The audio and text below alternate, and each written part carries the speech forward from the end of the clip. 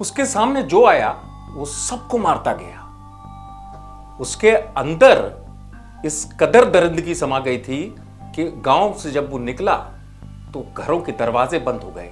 उसके खौफ से लोग छतों में छुप गए, बच्चों को छुपा लिया। दरअसल मध्य प्रदेश के सागर से 50 किलोमीटर दूर जगह केसली का नया गांव, और नए गांव में जो कुछ हुआ वो काफी अपने आप में अजीबोगरीब था। यहाँ डबल मर्डर हुआ, और इस डबल मर्डर की जो कहानी है, जैसे मैंने आपको बताया, ये केस भी बहुत ही अलग था पुलिस के लिए कि आखिरकार ऐसे कोई कर सकता है क्या और क्यों कर सकता है। तो आपको बताऊं कि नया गांव के रहने वाला राव साहब नाम का एक शख्स शाम के वक्त अपने चाचा के घर पहुंचता है, और उसके चाचा कुछ काम कर रहे होते हैं घर का। जैसे गांव में लोग खेती किसानी से जुड़ा हुआ कोई काम करते हैं। वो आओ देखता है ना ताओ देखता है, सीधे अपने चाचा पर हमला कर देता है, चाचा को मौत के घाट उतार देता है। वो यही नहीं थमता, इसके बाद वो छुपने के लिए कहां जाता है, सोचिए। छुपने के लिए वो अपने दूसरे चाचा के घर जाता है। दूसरे चाचा के घर जाता है, जैसे ही दूसरे चाचा की नजर पड़ती है उस पर, वो अपने दूसरे चाचा का भी काम तमाम कर देता है। सोचिए आपके किस किस्म की सोच रही होगी इस राव साहब नाम के आरोपी की। इतना ही नहीं, इतनी वारदात को अंजाम देने के बाद जब वो निकलता है गांव में, तो उसे जो मिलता जाता है उसे वो मारने की कोशिश करता है। लोग घरों में दुबक गए थे, सहम गए थे। तभी उसको नहर के पास उसकी चाची मिलती है।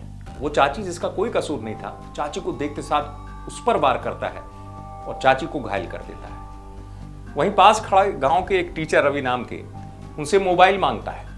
वो मोबाइल दे देते हैं, उसका जी नहीं भरता। मोबाइल लेने के बाद वो टीचर को मारने की कोशिश करता है। किस्मत थी कि टीचर बच गए, वो घायल हो जाते हैं। और इसके बाद ये शख्स गांव से फरार। पूरा गांव इस कदर दहशत में, आप अंदाजा लगाइए कि इतना खौफ भरा मंजर रहा होगा कि लोग घर से बाहर निकलने तैयार नहीं थे। और वो शख्स भाग गया जंगल की तरफ इस वारदात को अंजाम देने के बाद। वो पकड़ में कैसे आया, पुलिस से सुनिए। केसली के नया गांव में नन्नी देवरी में एक लड़का राय साहब यादव ने अपने दोनों चाचा सुखराम और जीवन को पर कुल्हाड़ी से हमला किया, जिसमें वो दोनों मर गए। इसके अलावा उसने 3 अन्य लोग, जिसमें उसकी ताई, परिवार की एक और कैलाश रानी और गांव के एक टीचर, तीनों पे हमला किया, और वो लोग भी गंभीर रूप से घायल हो गए, जिसमें वो उपचाररत हैं। अभी प्रकरण में विवेचना जारी है। आरोपी को कस्टडी में लिया जा चुका है।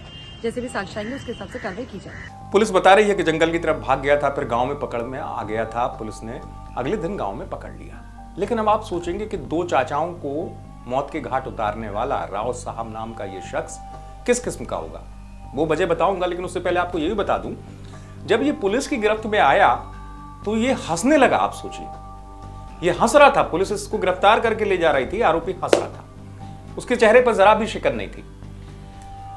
वजह जो सामने आई, वजह जो पुलिस ने भी आपको बताई, वजह यह थी कि उसे अपने चाचा का कमेंट पसंद नहीं आया। उसके चाचा ने उसकी बुद्धि को लेकर मंदबुद्धि जैसा शब्द कुछ कह दिया। उसके बाद उसके सिर पर इस तरीके से, जिसे कहते हैं कि दरिंदगी सवार हो गई, कि पहले चाचा को मारा, फिर दूसरे चाचा के घर छुपने गया, फिर दूसरे चाचा को मार डाला उसने, फिर गांव में जो मिलता गया।